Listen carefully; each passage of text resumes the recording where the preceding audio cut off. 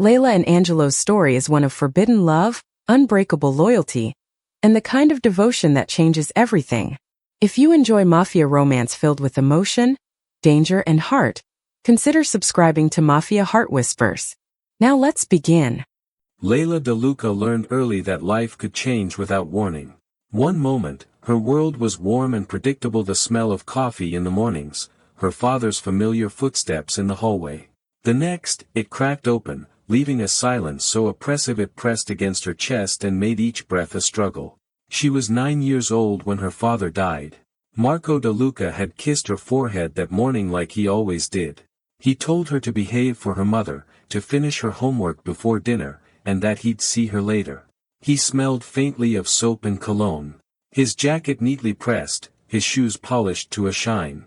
He never left the house without looking put together. Layla liked that about him.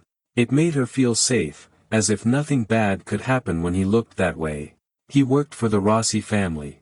Layla didn't know exactly what that meant, only that it was important work and that her father took pride in it. He never complained. Never raised his voice. He came home tired but smiling, sometimes with a small treat tucked into his pocket just for her. That afternoon, Layla sat at the kitchen table coloring when she heard her mother's phone ring. At first, she didn't pay attention. Phones rang all the time. But then her mother's voice shifted quiet, thin, as if being pulled tight. Layla looked up in time to see the color drain from Dory DeLuca's face. The phone slipped from her hand and clattered onto the floor. The sharp sound seemed impossibly loud, echoing in the empty apartment like a warning. "Mama?" Layla asked, standing up. Dory didn't answer. She sank down onto a chair, one hand pressed to her mouth, eyes staring at nothing. Layla walked closer, confused and suddenly afraid. "Mama, what's wrong?" Dory reached for her then, pulling Layla into her arms so tightly it hurt. Her body shook. Her breath came in broken gasps. Even then, Layla sensed that the world had shifted, that something essential had been taken from it. That was when Layla understood. Even without words, Layla knew, her father would never come home. The security of his presence had vanished in an instant, leaving her holding on to the only person who remained. Her mother. The doctors said it was a heart attack. Sudden. Quick. The doctors assured Dory that he hadn't suffered. Those words were meant to be comforting, but they echoed hollowly in Layla's ears.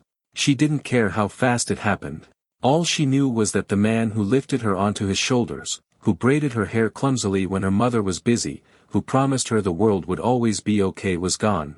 After the funeral, their apartment felt stiflingly empty, as if the walls themselves mourned. Dory, her sweet mother who had always been her anchor, a steady hand in a world that sometimes felt too big for her small shoulders, now moved through the days like a ghost. She cooked because she had to. She cleaned because it gave her something to do with her hands. She stopped singing while she worked. Layla noticed that most of all. Her mother had always sung softly as she folded laundry or washed dishes. Now, there was only silence and careful, calculated movements. And the way she kept going, even when it hurt. It was a lesson Layla would carry with her for years to come. Money became an ever-present worry, quiet but gnawing. Dory had never worked outside the home. Marco had taken care of everything.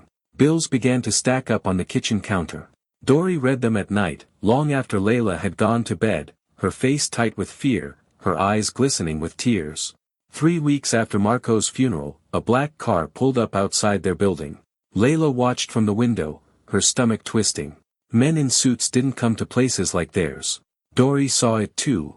She froze, one hand gripping the back of a chair as if steadying herself. Part of her braced for the unknown, part of her hoped perhaps foolishly that it could be an opportunity for stability, a chance to breathe again. For a moment, Layla thought her mother might faint. "Stay here," Dory said softly. Layla did as she was told, peeking from the hallway as Dory opened the door. The man spoke quietly, respectfully. He didn't step inside. When Dory closed the door again, she leaned against it, eyes closed, tears slipping down her cheeks. "Mama?" Layla whispered. Dory opened her arms, and Layla ran into them. The Rossi family had sent word. Franco Rossi himself, head of a household so grand it seemed almost untouchable, had not forgotten Marco DeLuca. They were offering Dory a job at the Rossi household, decent pay, stability enough to keep a roof over their heads and food on the table. It was not charity. It was recognition. There was only one condition. On days when Dory couldn't find someone to watch Layla, the child would be allowed to come with her. As long as Layla stayed quiet and out of the way, Dory accepted without hesitation. She had no choice. The Rossi estate was unlike anything Layla had ever imagined. Tall iron gates opened onto long gravel paths lined with manicured gardens. The house itself was enormous, stone and glass and shadow, looming in a way that made Layla instinctively shrink closer to her mother. Everything was clean, controlled, ordered. People moved with purpose, speaking in low voices. No one ran. No one laughed loudly. The staff were efficient, quiet, respectful. Everyone knew their place. It felt like stepping into another world, one with rules Layla didn't yet understand. She stayed close to Dory, fingers curled tightly into the fabric of her mother's skirt, afraid to let go even for a second. That was when Layla saw him. He stood at the top of the wide staircase, watching them arrive. Angelo Rossi. He was 12 years old, already tall for his age, dark hair neatly combed, his posture straight in a way that spoke of discipline learned early. He wore a calm, serious expression that made him seem older than he was. Layla dropped her gaze immediately. Children like her didn't belong in houses like this, did not look at boys like him. She knew that instinctively. But even as she looked down, she felt his eyes on her. Curious. Not unkind. And for reasons she couldn't explain, that made her heart flutter in her chest. She didn't know it yet, but their lives started quietly entwining from that moment on. The first days at the Rossi estate were overwhelming. Layla tried to stay invisible, just as her mother had instructed. She sat where she was told, kept her hands folded in her lap, and spoke only when spoken to. The house felt too large, its ceilings too high, its silence too oppressive. Every sound echoed. Her shoes on the marble floor. The rustle of her jacket. Even her own breathing when she grew nervous.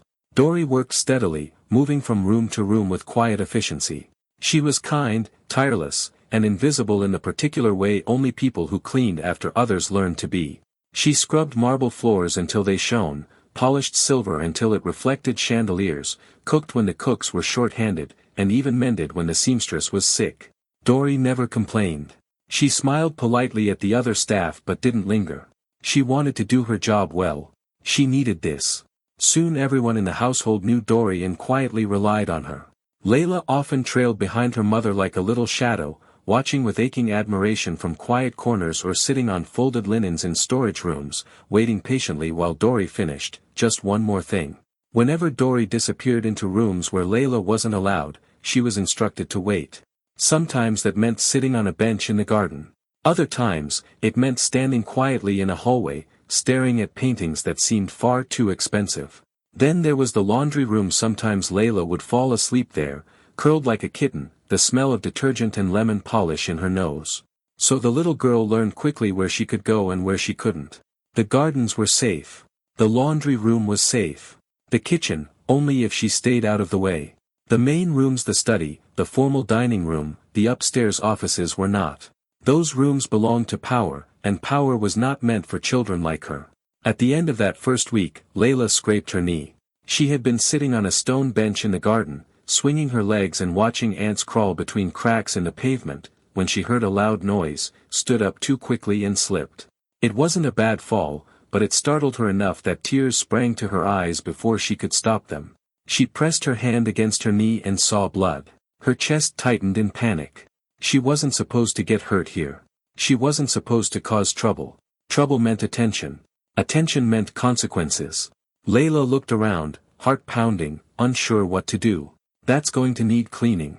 A voice came from behind her. Layla jumped, nearly losing her balance again. Angelo stood a few feet away, concern softening his composed expression. I'm sorry, she said immediately. I didn't mean to. It's fine, he interrupted gently. You're bleeding. She nodded, throat tight. I can clean it. I'll just. Come on. He didn't wait for an answer. Angelo led her through a side door and down a narrow corridor she hadn't seen before. The walls were plain here, the floors less polished. It felt like a place the important people didn't bother with. This laundry room smelled of soap and warm fabric.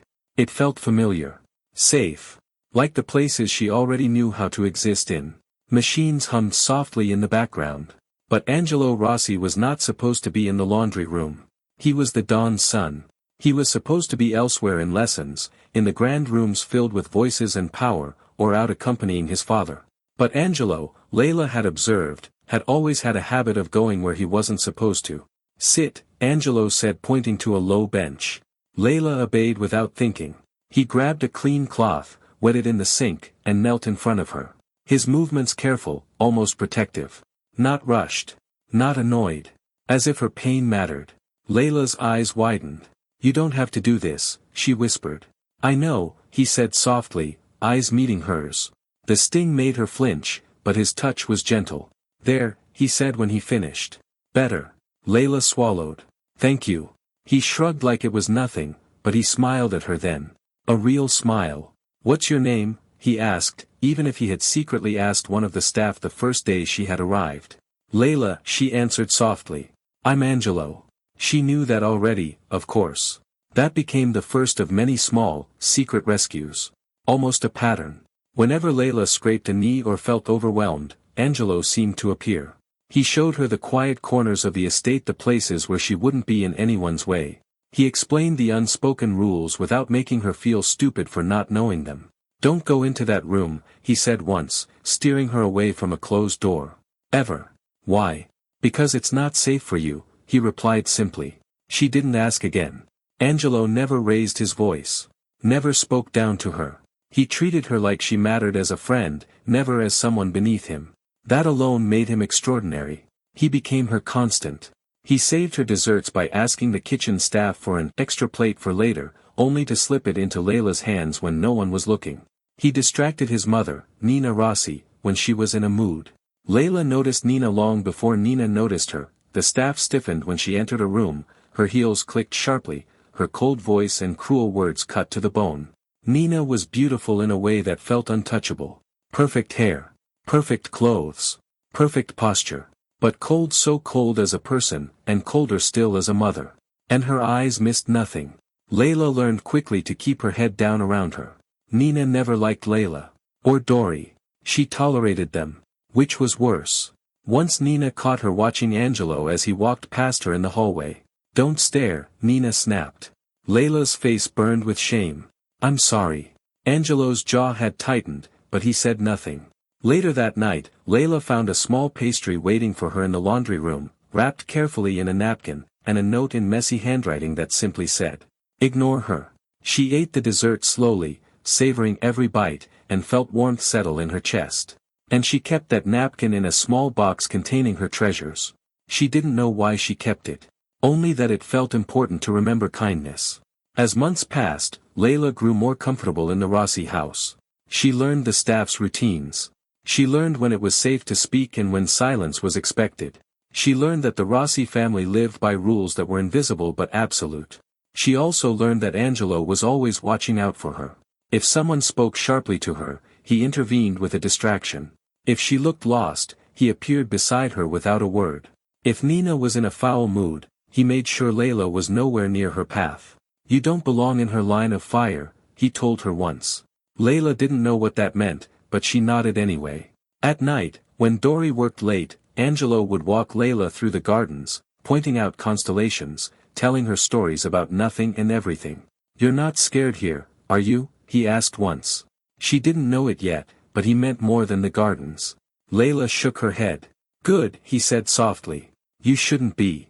She didn't understand why his words mattered so much. Only that they did. By the time Layla turned 12, the Rossi estate felt less like a foreign world and more like a second skin. She knew which floorboards creaked, which doors stuck in winter. Which staff could be trusted with a quiet smile and which preferred distance. She had learned to move through the house without drawing attention, existing in the background without disappearing entirely. Dory worked harder than anyone Layla knew, earning respect through consistency and kindness. Not because she demanded it, but because she earned it. She never complained or cut corners. When problems arose, she solved them quietly and efficiently. Over time, her responsibilities grew. She was trusted, valued. Layla watched with pride. "If you work hard and stay kind," Dory told her one evening while folding laundry, "people notice. Even in places like this." Layla nodded, though she wasn't sure it applied to someone like her. Angelo changed too.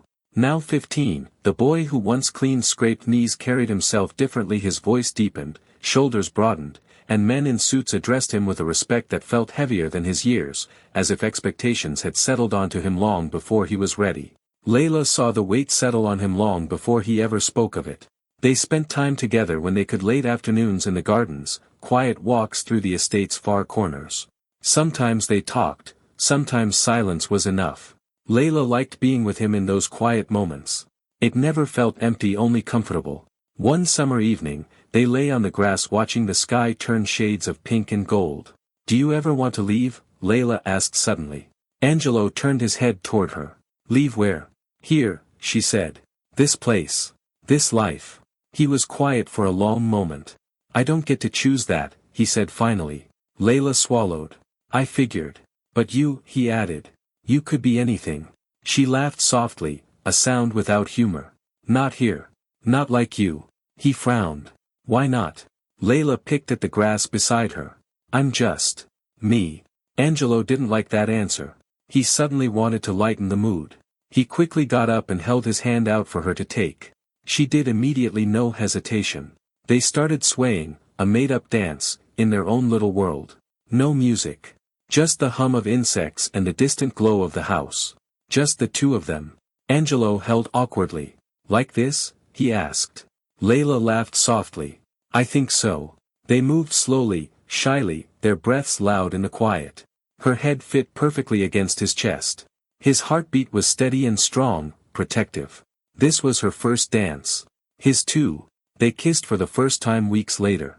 It was another first they'd shared. It was clumsy. Soft, innocent, reverent. Like a promise or a claim. Layla cried afterward, overwhelmed, terrified not of him, but of how much she felt. Angelo held her face gently, kissing away her tears. "I'll always take care of you," he promised. And she believed him without question. Layla became acutely aware of the differences between them as she grew older. Angelo belonged everywhere he went. He commanded attention without trying. People listened when he spoke. Layla learned to stay small. At 16, she understood exactly what the Rossi family was, even though no one had ever explained it to her outright. She saw the power, the fear, the respect that followed their name. She also understood her place within that world. She was tolerated because of her mother, protected because of Angelo. But neither of those things felt permanent. "You're smart," Angelo told her one afternoon as she struggled with her homework. "You should go to college." She shook her head sadly. "We can't afford that. You could get a scholarship." Layla looked at him like he was joking. "Those are for people like you." Angelo's jaw tightened. "People like me?" She hesitated. "People who belong." He didn't respond right away. That night, he argued with his father for the first time, not about business, but about her. Layla didn't know that yet. Nina Rossi's presence became more pronounced as Layla grew into herself. Her glances sharpened. Her comments cut deeper. "Your daughter spends a lot of time here," Nina remarked to Dory one afternoon, her tone cool, measured. "She helps where she can," Dory replied calmly. Nina's eyes flicked to Layla. "I'm sure she does." Layla recoiled, feeling the words like a slap she hadn't seen coming. Angelo noticed. After that, he became more careful, more protective, ensuring Layla was never alone with his mother. "She doesn't like me," Layla said quietly one evening. Angelo shook his head. "She doesn't matter." Layla wished that were true. The summer Layla turned 17, fate struck again, and she lost her mother. The call came while Layla was at the estate, helping in the kitchen. "An accident while running errands," they said. "A fall. Quick," they said. Quick like her father. Like it mattered now. Layla did not remember screaming. She only remembered the silence afterward. She felt something inside her still, then die. She had no family left. For the first time, she realized she was the only one left behind. There was no one else. That was what true quiet felt like. Not the peaceful kind. Not the kind that settled gently at day's end. This quiet was hollow, echoing, filled with the absence of a voice she had heard every day of her life. Dory DeLuca had been Layla's anchor. Her constant, the one person who had made the world make sense. Without her, everything felt unmoored. Layla moved through the Rossi estate like a ghost. The staff offered condolences in hushed tones. Gentle touches to her shoulder. Soft words that meant well but slid off her numb skin. She thanked them automatically, her voice distant even to her own ears. Angelo stayed close, though he didn't crowd her. He missed Dory too. He had received more love, hugs and kisses from the sweet woman than his own mother, and he would never forget that. Not in front of others, though.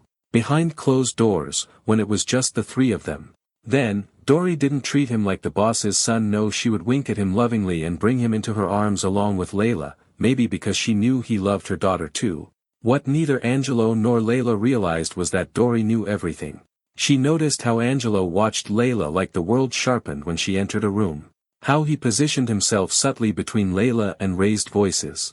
How he carried himself differently around her, less prince, more boy. Less sharp, softer. And she watched her daughter bloom under his watchful eyes. One of Angelo's last memories of Dory was about 10 days before her death. One evening, as Dory was wiping down counters in the kitchen with practiced efficiency, she finally spoke. "Angelo," she said gently, "you must be careful." He froze. "I am," he said. Dory smiled sadly. "Not the kind of danger that surrounds the family but with hearts," she said.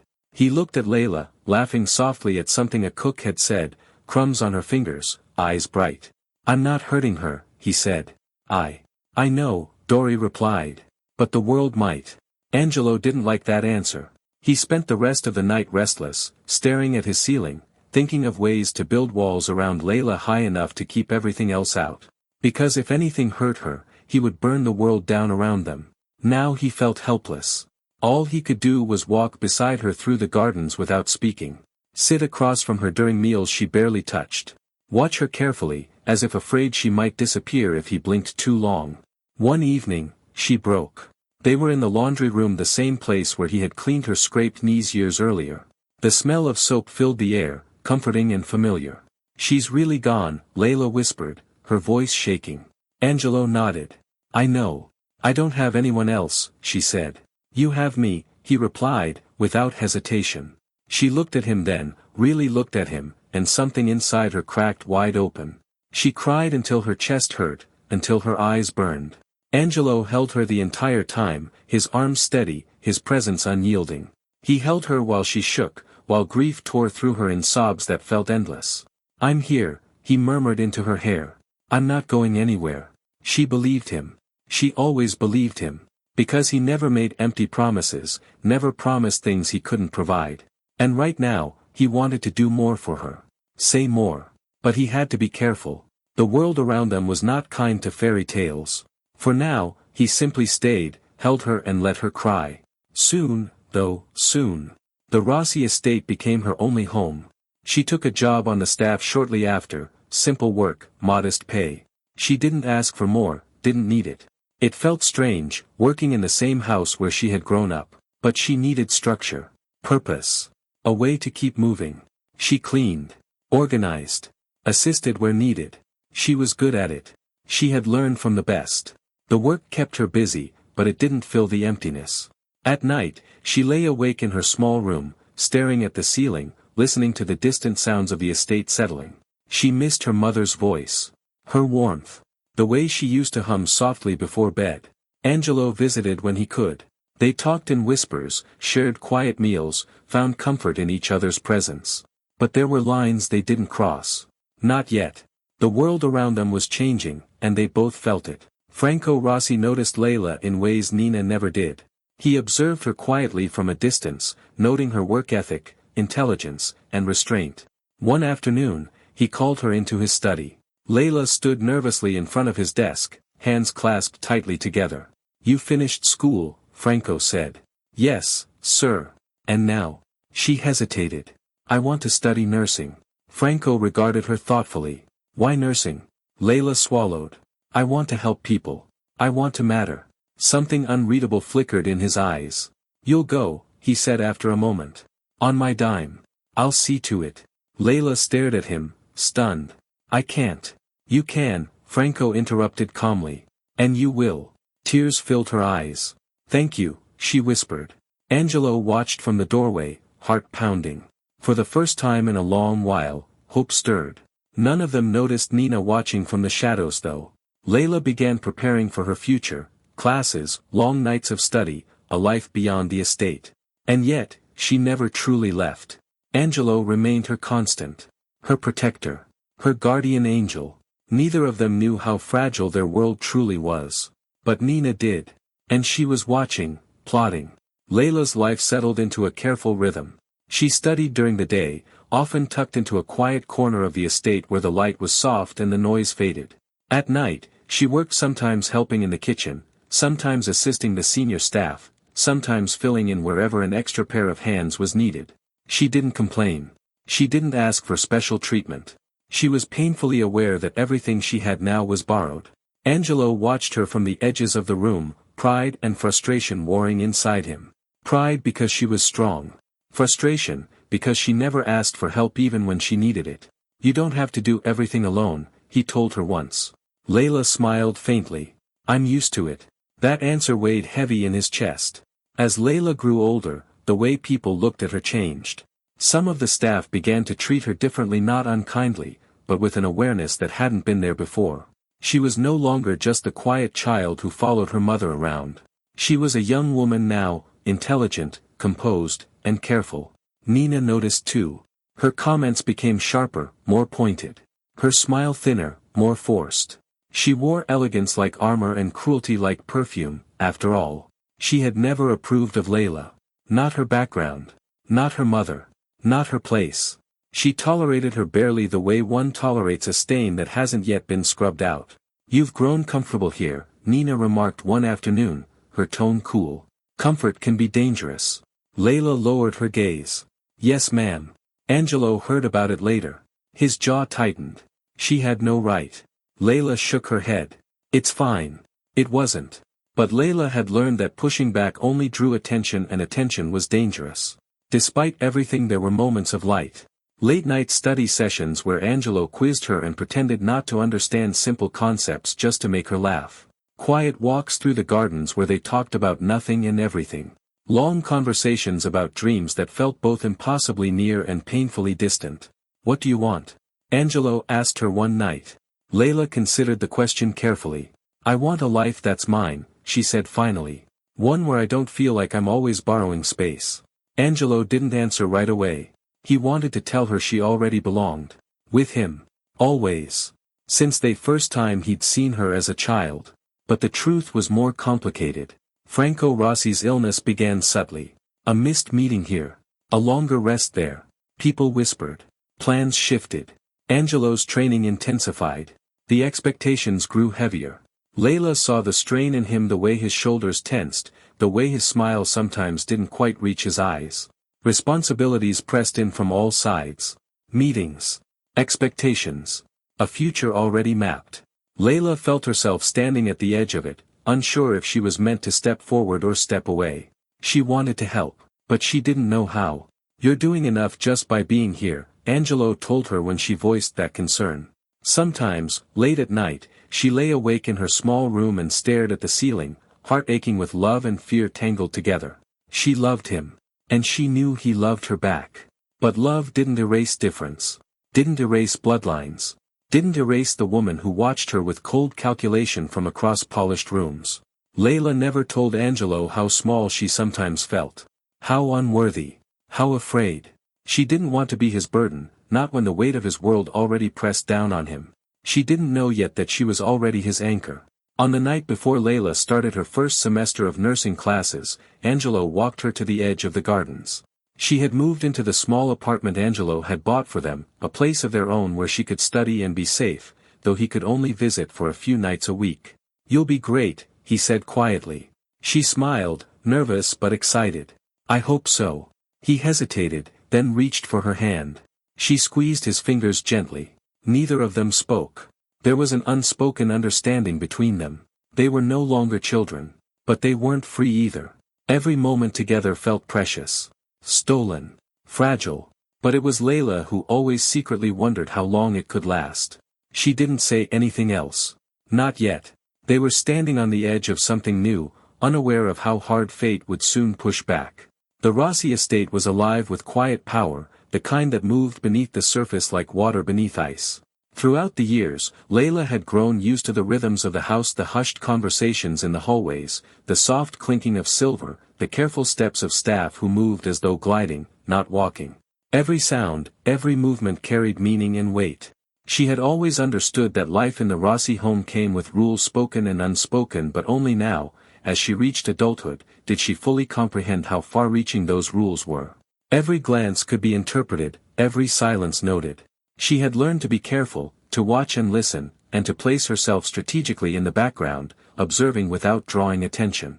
Angelo was often nearby, though never too close, never in the way that would draw the ire of his mother or any of the senior members of the staff.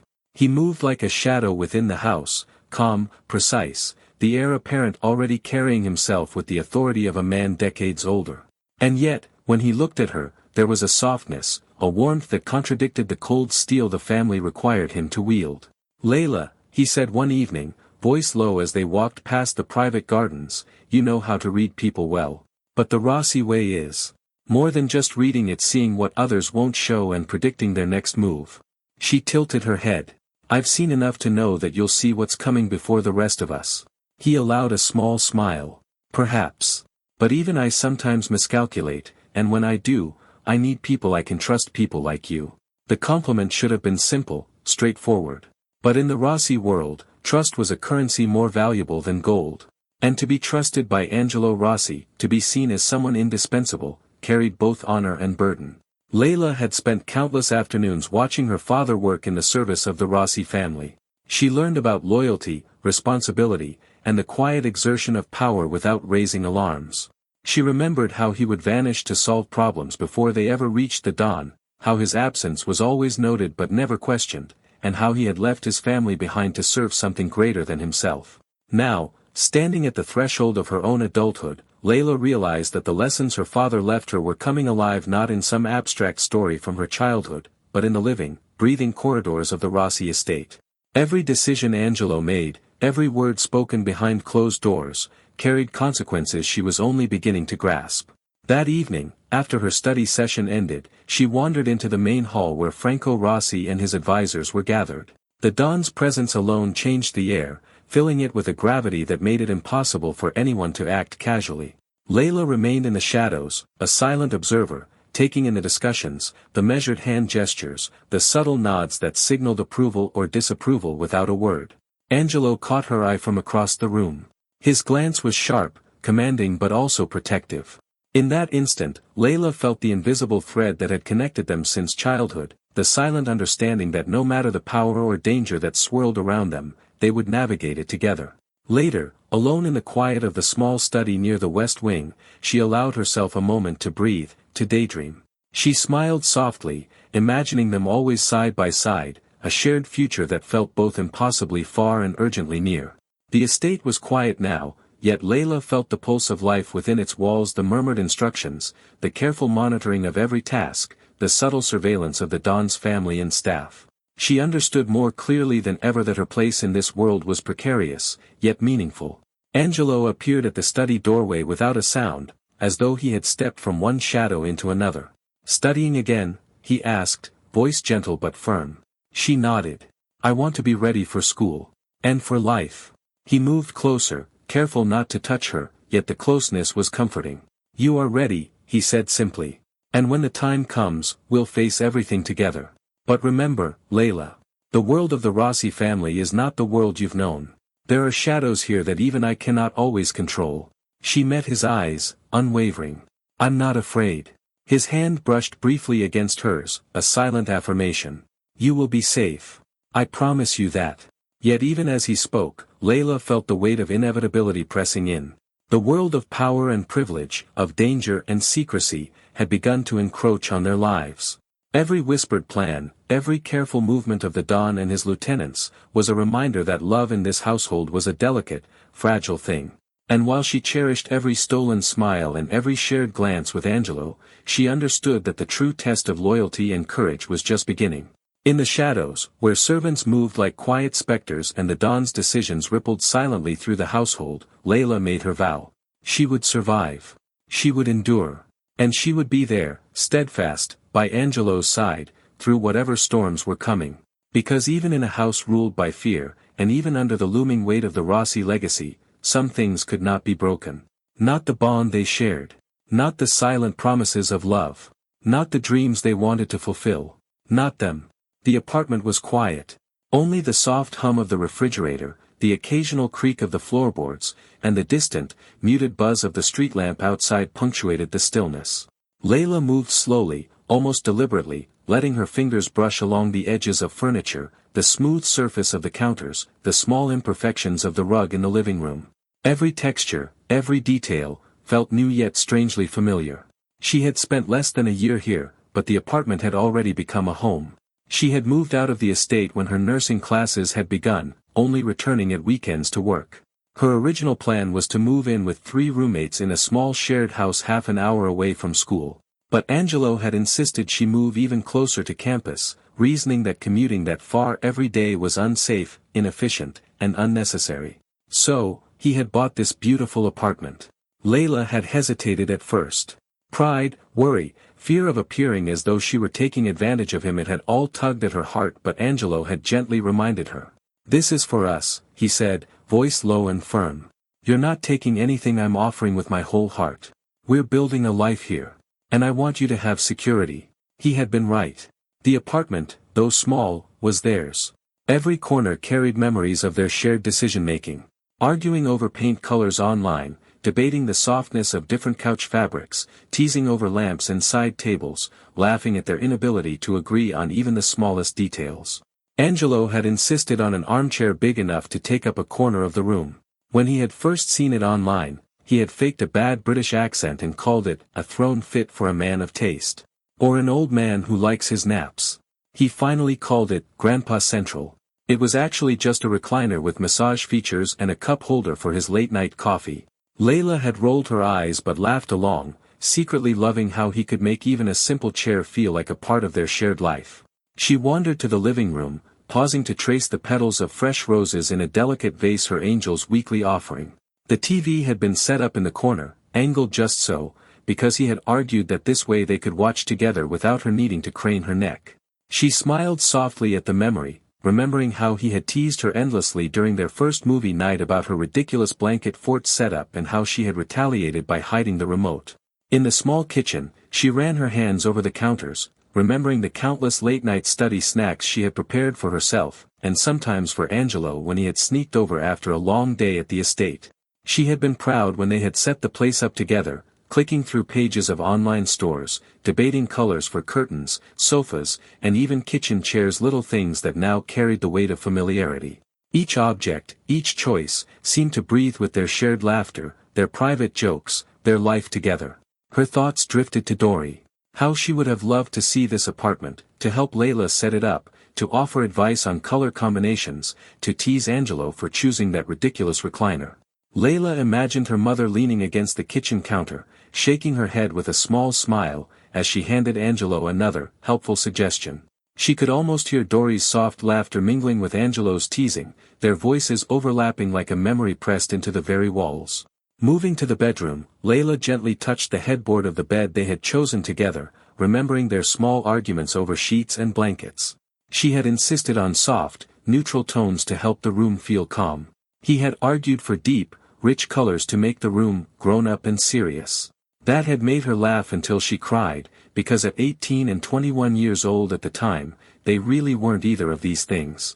In the end, they had compromised. A subtle cream for the bedding, accent pillows in darker shades, and a small throw for him to nap on during his rare visits when he needed to rest between the estate and her apartment.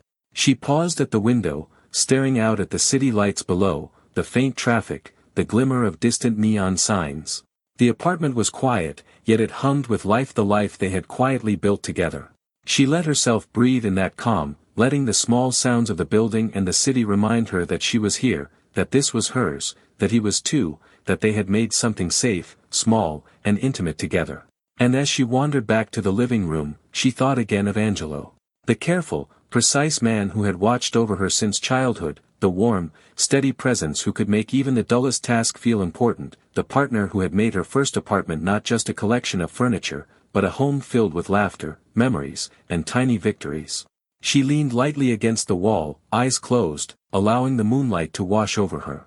She could almost hear Dory's voice, soft and approving, reminding her to take care of herself.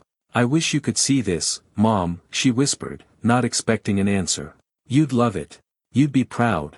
The moonlight shifted slowly across the hardwood floor, illuminating the living room, the kitchen, the little bedroom they had filled with their compromises and laughter. The apartment was theirs, a sanctuary, a quiet testament to everything they had endured, everything they had built, and everything still to come. Tonight, Layla did not dwell on fear or uncertainty. She walked slowly, touched carefully, remembered vividly, and let the comfort of their shared life carry her. And for a moment, she allowed herself to simply be, safe, whole, and deeply, quietly happy and in love. The next memory came to her unbidden, warm and bittersweet, tugging at the corners of her heart. She remembered Christmas a few months ago. They had spent the day wrapped in the quiet rhythm of their own little world, far from the estate's watchful eyes and Nina's ever-critical and disapproving gaze. It had been a cold evening, the kind where the air outside nipped at your cheeks, and yet inside, the apartment smelled of hot chocolate pine and fresh-baked bread and cinnamon rolls. The small tree they had set up in the corner twinkled with soft white lights, ornaments clinging delicately to each branch. They had created their first Christmas tradition, hoping to have a lifetime of them. A new ornament with the year and a small picture of them smilingly cheekily at the camera. That was her favorite one on their tree. Layla also remembered the way Angelo had been unusually fidgety, a small smile tugging at his lips, but his hands betraying a nervous energy she rarely saw in him. "Okay," he had said, his voice low and conspiratorial as he handed her a small, neatly wrapped box, "Don't open it until I say." Layla had frowned slightly, raising an eyebrow at him. "Are you serious? Christmas is about surprises, not suspense torture." Angelo had shrugged, grin widening. "Exactly. That's why you have to wait." She had laughed, soft and melodic, shaking the box lightly. It rattled faintly.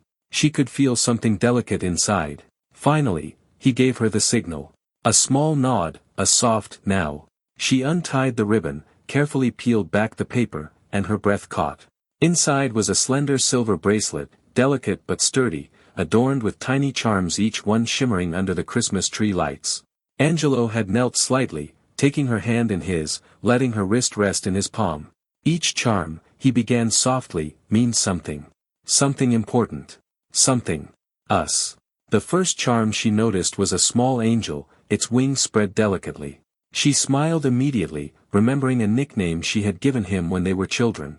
"My guardian angel," she whispered. "Because I've promised to watch over you, Layla." "You've always said I was your angel," Angelo said, brushing her hair gently from her face. "And you've been mine. That won't ever change." Next was a small plaque, etched with the word Mama. Her throat tightened at the sight. Dory's favorite color, the mark of her mother's love, woven quietly into the gift. "For your mom, for everything she's given you. And for everything she still would have wanted to see in your life," Angelo said softly. "I wanted a piece of her with you, always. So when you see this, you know you carry her too. In the things that matter." Layla reverently touched the two charms, her two loves, always together. Tears pricked her eyes, and she laughed softly, a mixture of joy and sorrow. That's when the first tear trailed down her cheek. The next charms came one by one. A band-aid, for all the scraped knees, bumps and emotional hurts they had patched up together. A puffy pastry, recalling a lazy Sunday morning where they had made treats together and laughed until their stomachs hurt, but also reminding her of all the desserts Angelo had sneaked her from the estate kitchen. A star, for the nights they had spent stargazing, sharing secrets no one else could hear. A stone bench, the place they had first sat and realized they would never let go of each other. Flowers, for the small joys and surprises they brought to each other. A nurse's symbol, for her dreams and ambitions. A house, for this apartment, for the home they were building. A heart, simple, enduring, and irreplaceable, for the love that connected them. And finally, was that a baby? Layla sharply lifted her gaze from her gift and gave Angelo a questioning look. He simply shrugged, looking sheepish, and said, "Our future." Layla's heart had burst with happiness and love. She laughed and cried at the same time, clutching the bracelet to her chest. Each charm carried memory, love, and history, some shared, some inherited, all precious. Then, with a small, shy smile, she had reached for a tiny velvet box of her own, holding it out to him. I wanted to give you something too." Inside was a delicate silver four-leaf clover. He had raised an eyebrow, then chuckled softly. "For luck." Not just luck, she said. For us. So we remember that even in the hardest times, the good things are love, our lives can still flourish. You protect me, and I'll protect us. That's my promise. Angelo had taken it gently, eyes softening. He held it between his fingers, turning it over and over, as if memorizing every detail. It's perfect, he murmured. Just like you. They had laughed, cried, and whispered that night, letting the city lights and the twinkle of their tree hold them in a fragile, beautiful cocoon of love. It was a memory that had warmed countless lonely nights in this house, a reminder that even when the world outside felt dangerous or cruel, they had each other. Back in the present, Layla sat at the kitchen table, moonlight spilling across the surface. Her hand moved absent-mindedly over the bracelet, feeling the tiny bumps of the charms beneath her fingers, tracing each one in thought and memory. She remembered the laughter, the quiet confessions, the shared tears. She remembered Angelo's words, the promises, the protection, the depth of feeling he had never needed to explain, only to show. The bracelet was more than jewelry. It was a map of their history and future, a symbol of their bond, a reminder that even as the world changed, even as trials and dangers loomed, they had always found their way back to each other. She only took it off in the shower, needing its constant touch on her wrist, as if it was Angelo's hand. The same way he always kept the clover token tucked safely in his wallet, in a zipped compartment used only for his little but precious treasure. Both gifts were a mutual promise. That they would survive, endure anything, and ultimately always find their way back to each other. For a moment, she let herself dwell in the comfort of memory, the weight of love, and the safety of knowing that Angelo, in his careful, deliberate way, had always been watching over her. And yet even in this warmth, there was a thread of tension, a whisper that the world outside could not be trusted. For now, though she allowed herself to simply remember, to simply feel. Because these memories, these symbols, these charms, they were hers. They were theirs. And no one, not even the cruelest of outsiders, could take that away. And Layla's memories kept rolling in the quiet of the night in the apartment. The next one was so precious she hoped one day to tell it to her grandchildren, when she was old and gray. It had been a crisp evening, the kind of chill that nipped at the edges of your coat but left the air sharp and clear. Layla 19 walked beside Angelo 22, along the winding paths of the park near the edge of the city. Small ponds mirrored the stars above, and the soft glow of lanterns illuminated the bridges they crossed hand in hand. Angelo's hand was warm around hers, steady and reassuring. He paused on a small stone bridge, leaning down to kiss her forehead lightly. "Let me look at my love," he murmured, taking her hands in his. He stepped back, letting his gaze roam over her, a mixture of admiration and awe in his eyes. "Angelo," she began, a soft self-conscious laugh escaping her lips, but he hushed her with a finger to her lips. "Not yet. Just trust me," he said. Then with a playful grin he gestured toward her knee. "What's that on your leg?" Layla looked down, confused. I don't. Here, let me see," he insisted gently, guiding her to a stone bench similar to those on the Rossi estate. She sat, and he knelt in front of her, a gesture so familiar from their childhood it brought a wave of nostalgia. "You know, you've had me on my knees for you since you were 9, he teased softly. Tears welled in her eyes as he continued, recounting memories from their shared past. The quiet lessons in the estate gardens, the stolen moments in the kitchen, the late-night talks that had cemented their bond. Every word carried a weight of love, of devotion, of a future imagined together. "Layla, I want you to know. You've shaped my life in every way that matters. I want to build a life with you. Only with you," he said, voice trembling slightly with emotion. Then he opened a small velvet box, revealing a ring that glimmered in the lamplight. Her hands flew to her mouth, disbelief and joy mingling. "Angelo, He gently cupped her face. "Say yes, Layla. Say yes, and let's face everything together." Yes," she whispered, sobs breaking free. They held each other tightly, tears and laughter mingling, wishing with all their hearts that their parents could have been there to witness it. Instead they took a silent moment to honor Dory and Marco, imagining their smiles and hugs. Then he pulled a small package from his pocket. "One more surprise. You have to wear this." He tied a soft blindfold over her eyes, guiding her carefully through the darkened park. After a short car drive, when she opened her eyes next, they were standing in front of her parents' grave, flowers and candles laid carefully. "So you can share this moment with them too," Angelo whispered. Layla knelt, placing a hand on the stone, and whispered, "I wish you could see me now, Mama." "Papa," her voice cracked, and Angelo held her close, murmuring, "I know, baby. I know." They lingered in that quiet sacred space, their love solidified in that moment, a bond strengthened by shared history, shared grief, and shared hope for the future. The news came like a thunderclap in the quiet of the estate. Layla had been at the apartment, studying late into the night when her phone rang. She answered, her heart sensing something was wrong even before she heard the words. "Layla. It's my father." Angelo's voice trembled slightly, tight and controlled, the kind of voice that had been iron before. He's gone. Franco Rossi, his voice cracked, "My father is gone," he repeated almost silently. The words echoed through her, hitting her like a wave. She felt the floor shift beneath her feet, a surreal detachment from the reality of life itself. Her hand flew to her mouth, eyes wide. She didn't cry immediately. The first shock left her hollow and trembling. Angelo arrived at the apartment shortly after, his usual composed presence fractured, grief leaking into the lines of his face. He moved around her silently, as if not quite sure how to exist in this new world without his father at the helm. "Layla," he said finally, voice low, steadying himself.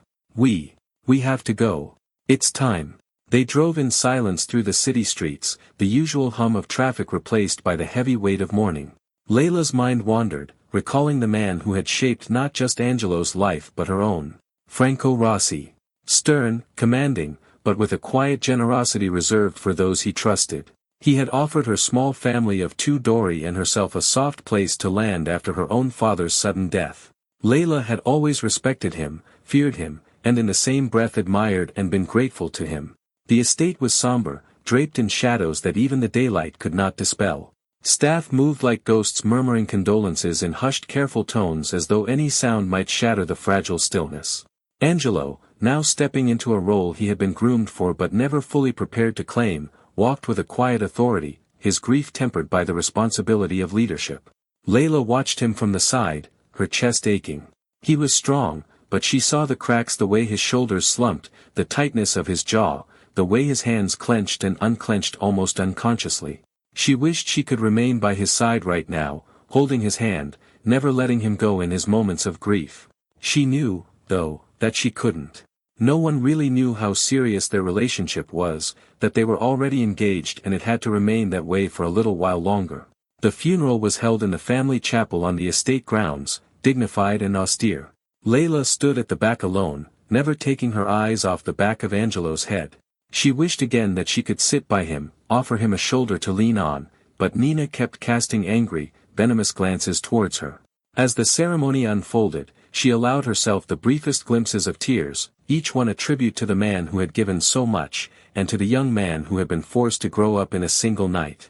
After the service, back in the silence of the estate corridors, Layla felt the shift more acutely than ever. The weight of the Rossi legacy now pressed firmly on Angelo's shoulders, and on them both in ways she could not yet comprehend. When they finally had a moment alone, she quickly drew him in her arms and whispered, "I'm here. Always." He looked at her, eyes glimmering with gratitude, exhaustion and something deeper, a silent acknowledgement that in this new world, she would be his anchor, as much as he was hers. The night settled over the estate, cold and quiet. For the third time in her life, Layla experienced how life could change in an instant, love and loss intertwining. The world they had carefully built together would now be tested in ways they had never imagined. And yet she would not leave his side. The days after Franco's funeral passed in a blur of muted whispers, paperwork, and endless meetings. Angelo moved through the estate like a man balancing on a knife's edge, the weight of the Don's title pressing down on him with every step. The carefully curated rhythms of his life had been shattered, replaced by urgent decisions, unexpected visitors, and the constant calculation of who to trust. Layla watched him from a distance, her heart aching with a mixture of pride and worry. He was the same man she had always loved, yet everything about him had shifted. There was a hardness to his eyes now, a vigilance in his posture, a quiet tension in his jaw that hadn't been there before. The playful teasing, the small shared jokes, the endless laughter, they were still there, but buried beneath layers of responsibility he could not shed. He spent more nights at the estate, rarely at the apartment, his phone constantly buzzing with messages from allies, family, and rivals alike. Even when he returned, it was often brief, a touch of her hand, a hurried kiss, a whispered promise before he was gone again. Layla understood. She didn't complain, didn't demand his attention. Instead, she learned to cherish the moments they did have, knowing that his love had not wavered, even if the world had forced his time and energy elsewhere. The apartment, once their sanctuary, felt quieter now. Layla kept herself busy studying, organizing, cooking small meals for herself, but her thoughts always drifted toward him. She imagined the sleepless nights he endured, the decisions he had to make, the weight of an entire legacy on his shoulders. She wished she could carry some of it for him, to lighten the burden, but knew that some things could not be shared.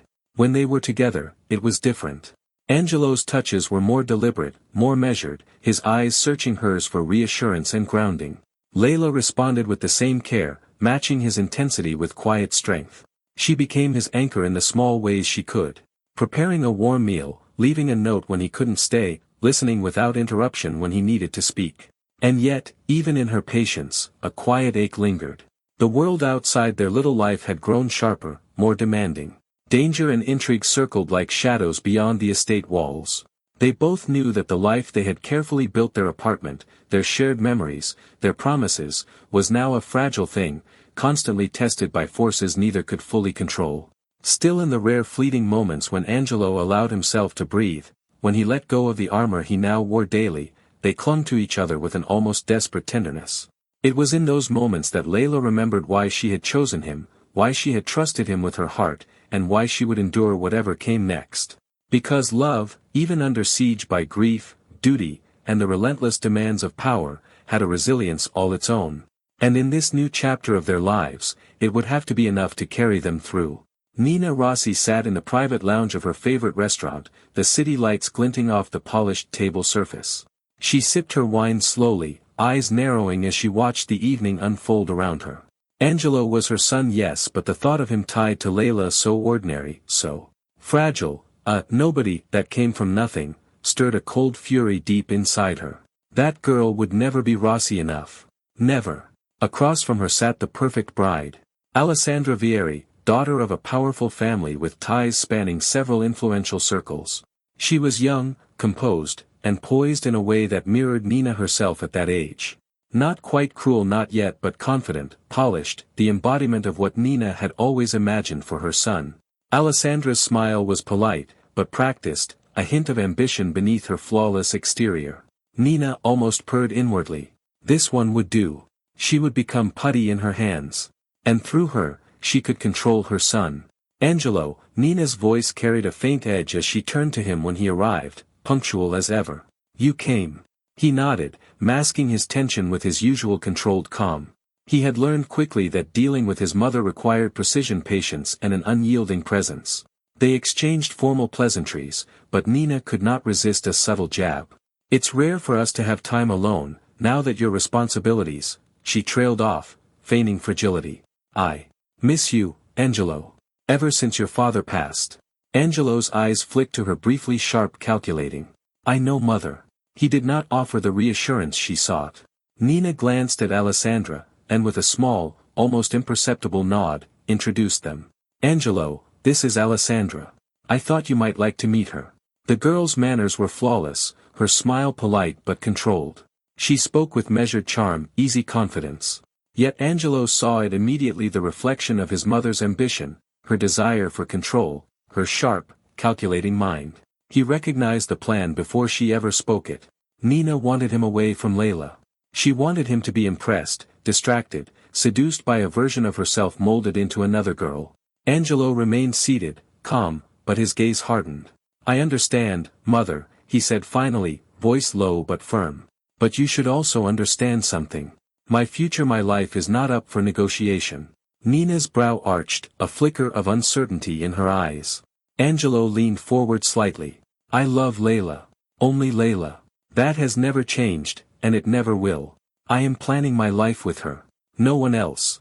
The words hit Nina like a whip. She felt the burn of embarrassment as a few nearby tables shifted, patrons glancing briefly at the sharp exchange, overhearing enough to understand that the Rossi heir had made a declaration. Her carefully arranged display, her perfect bride, had been rejected before it could even begin. Alessandra's polite smile faltered just enough to reveal her disappointment, though she masked it quickly. Nina's lips pressed together, fury simmering beneath the surface. She had underestimated her son. He had grown, matured, and now wielded the authority she had long taken for granted. He was a worthy opponent, his father's son, after all. And he had made it unmistakably clear. Layla was the only woman who could claim his heart. The dinner continued in strained formality, Nina silently seething, Alessandra charming and quiet, Angelo observant and composed, but the tension was palpable. Nina realized with a cold clarity that her game was not yet lost, but she would need a new plan, one far more devious and relentless than before. And so with each polite toast and careful smile Nina's mind churned, plotting the steps she would take to remove Layla from Angelo's life entirely. She would not fail. She never did. The morning sunlight cut through the salon's large windows, glinting off polished mirrors and golden fixtures. Nina Rossi sat under the hairdresser's warm dryer hood, her perfectly coiffed hair taking shape as usual. But today, the familiar hum of blow dryers and soft chatter could not soothe the simmering storm inside her. She had heard whispers, just faint murmurs, while her stylist adjusted the back of her neck. Women at a nearby table, perfectly groomed and impeccably dressed, had been speaking in low, almost giggling tones. "Did you hear about the Rossi household?" one had said.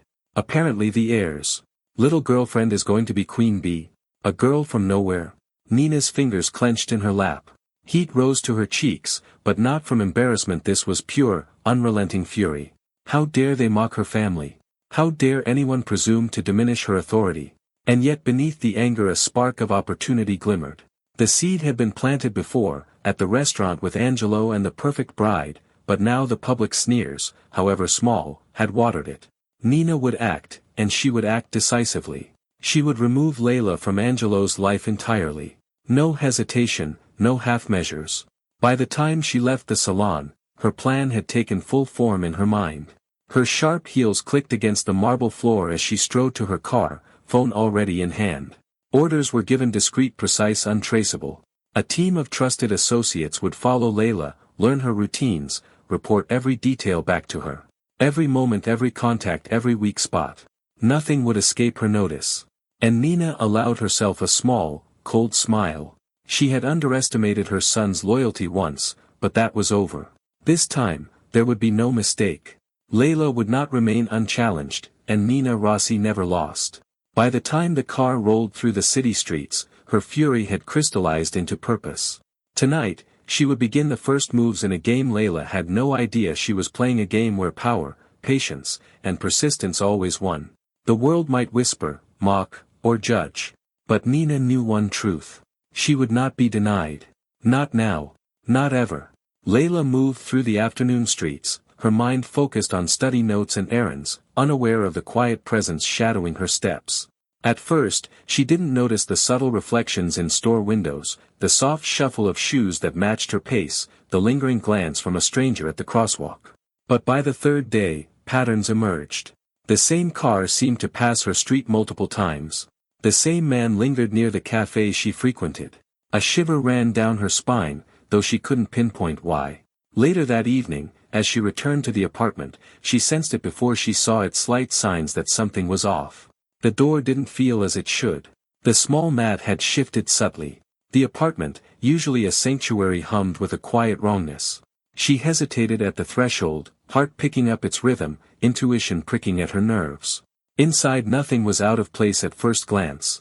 But Layla noticed small details. A faint footprint near the rug, a chair slightly askew, a pen lying where she never left it. Her chest tightened. Someone had been here. And it wasn't Angelo. They had spoken at noon. Her mind raced. Who could have? Then it hit her. Nina. Of course.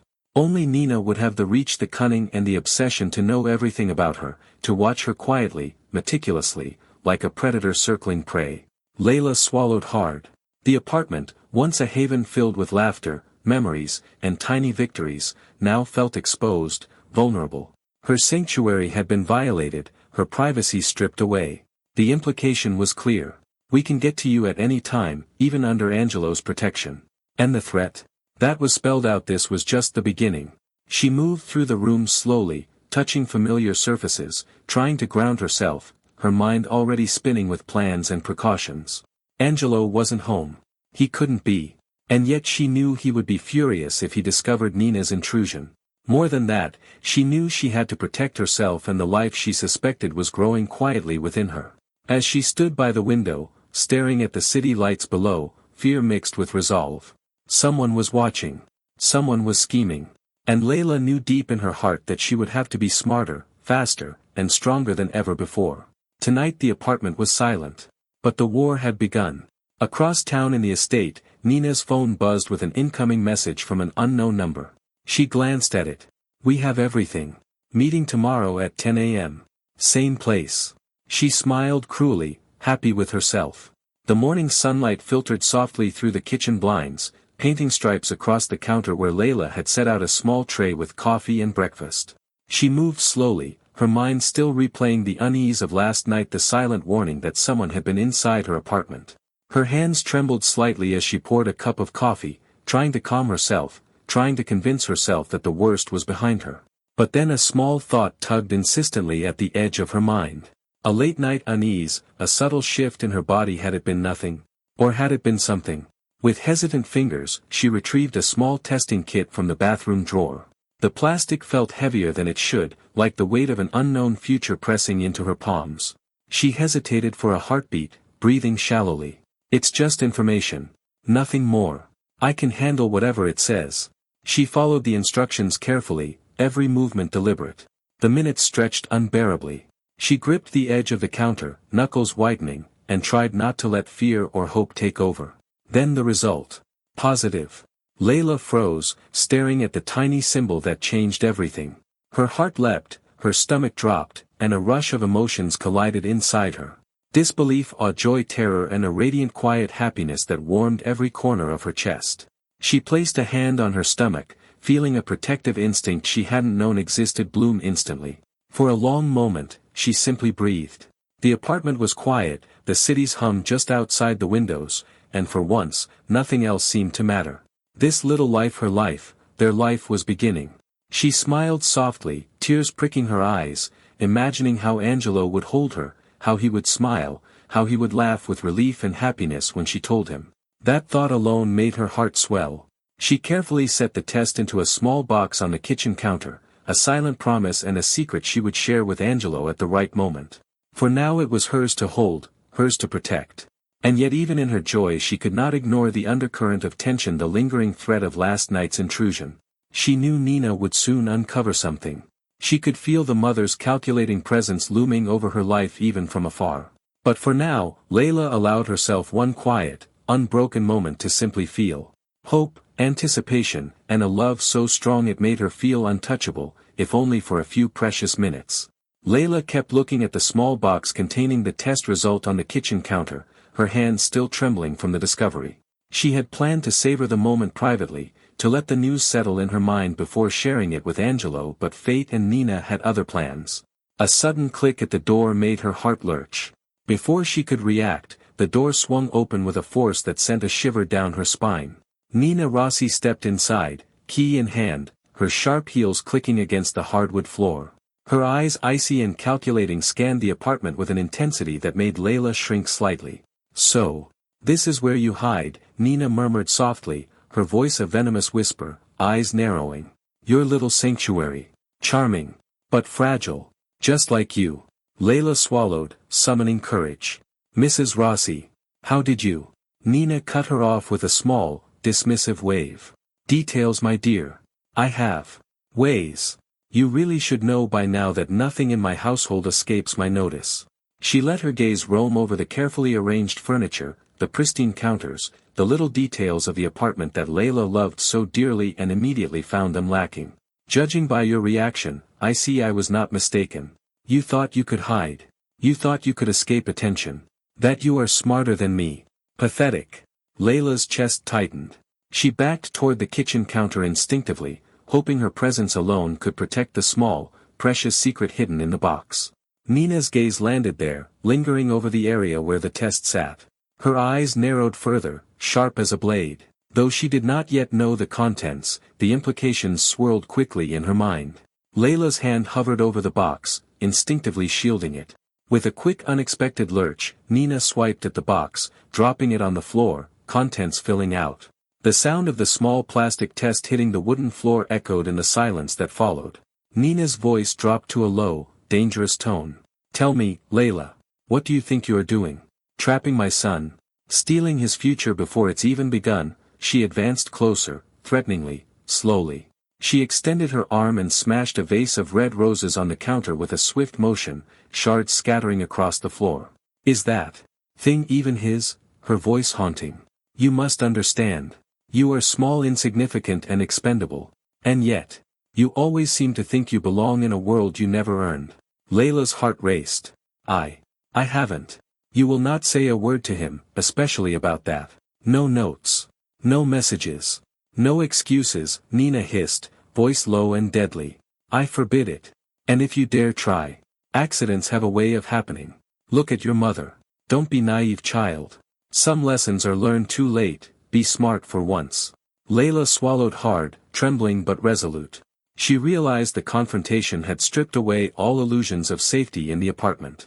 Nina's intrusion, her threats, her sheer cruelty, left no doubt. She would stop at nothing. And this, the precious secret she carried, made her more vulnerable than ever.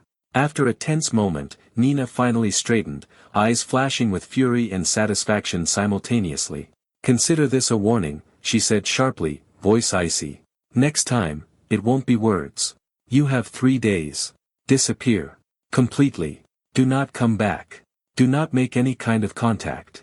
You have 3 days until my son returns from his business trip." She turned and left as abruptly as she had arrived, leaving the apartment in silence, broken only by the soft ticking of the clock. The apartment now smelled faintly of roses and fear, the broken shards glinting like tiny warnings in the sunlight. Layla sank to her knees, hands trembling, her eyes fixed on the small test next to her on the floor. She knew the time for innocence and quiet hope had ended. Now, she had to act not just for herself but for the life she carried and the man she loved. The apartment, once a sanctuary, now felt tainted. And Layla understood with a piercing clarity. She could never go back. She had to flee. Layla sat on the edge of the couch, the morning sunlight spilling across the hardwood floor, catching the jagged fragments of the broken vase. She could still feel the echo of Nina's words in her ears, each syllable a weight pressing down on her chest. Her fingers traced the smooth edge of the bracelet on her wrist, a fragile link to Angelo, to hope, to everything she was now being forced to abandon. The apartment that had once been a sanctuary, their shared memories, their laughter, their quiet victories felt foreign. Every wall, every corner, whispered the life she could no longer trust to exist safely here. She pressed her palms to her eyes, inhaling sharply, tasting the faint rose scent mingled with fear and anger. She thought of Angelo away for 3 days, unaware of the storm brewing. How could she tell him the truth? How could she protect their unborn child when Nina had already claimed the apartment as her stage for intimidation? The thought tightened her chest, but also lit a spark in her resolve. Through the day and into the evening, her steps carried her deliberately through the house, from room to room, silently appreciating, remembering, cataloging, saying goodbye. She started from the kitchen, closing her eyes to the signs of Nina's destruction still on the floor. She remembered the nights she had spent here with Angelo, cooking late, trying new recipes, occasionally spilling a little flour or sauce and laughing until they had to wipe tears from their eyes. Her fingers traced the smooth countertop, recalling the small moments of joy and care. Him cutting vegetables while she stirred sauce. Him humming softly when she had been too focused to notice, just like Dory did throughout her childhood. The small herb pots on the windowsill. She moved to the living room next and lingered, eyes scanning every detail. The armchair Angelo had jokingly called Grandpa Central. The cushions they had used one night to have a pillow fight after he had lost on a board game. Their pictures on the fireplace meant a happy couple through the years, smiling faces, eyes twinkling with love and hope. The sofa where she would lay her head on his lap, both reading their favorite books, the silence comfortable between them. In the early evening, her steps carried her to the bedroom, where the faint moonlight outlined the bedspread, the carefully folded clothes, the simple yet thoughtfully chosen furniture. She recalled Angelo insisting on an extra soft mattress and the best pillows, not for luxury, but for her comfort and sleep. She smiled faintly, thinking of her bickering about the dirty clothes he sometimes left on the bathroom floor. And on it went for hours, moving in circles around the apartment until the moon was high in the night sky. Remember, Her mind seemed to chant, "Remember everything." Finally she returned to the living room and the small suitcase she had already packed. It contained only the essentials, some clothes and some mementos she couldn't leave behind. Some pictures. Her parents' wedding rings. A used band-aid and a carefully folded note that read, "Ignore her," in Angelo's messy childhood handwriting. Her house key. And finally, the little blue, plastic test that announced the arrival of their peanut. Finally she took a deep breath, closed her eyes and focused on her love. She recalled small gestures, quiet laughs, the way his eyes crinkled when he was genuinely happy, the way he always held her hand. All their shared moments, their life together starting from the time she was 9, rolled and rolled in her mind, until her heart felt like it would burst with love and agony. Another deep breath, a final glance around the apartment, a whispered, "I'll come back. When it's safe. When it's ours again." She felt the bracelet on her wrist, silver against her cold skin. She took that last step and slipped out the door, suitcase in hand, heart hammering. Her phone buzzed again. Angelo. He had been calling her all day, as if he could sense that something was wrong. She ignored it. The city outside was cold and indifferent, a maze of shadows and distant sounds. But her determination was fiercer than any fear. Layla had 2 more days until Angelo returned from his trip. 2 more days to disappear. She paused for a moment, and allowed herself one thought. I will survive. I will protect my baby. And Angelo. He will know the truth. One day. She started walking, plans already forming in her mind, but the echo of Nina's threats lingered in the air around her. She disappeared into the city with ease, a single figure against the sprawling, indifferent night. At the same time, somewhere in the estate, Nina sipped her wine, eyes glinting with satisfaction, celebrating her perceived triumph for now. Layla's on her way, but what do you think will happen next? Will Nina's plan to keep them apart work? Or will love find a way? Drop your thoughts in the comments below. I can't wait to see what you predict. And if you're enjoying this story, give it a like and make sure you subscribe so you can follow every twist and turn. Go to part 2 now for the answers. Thank you for joining us.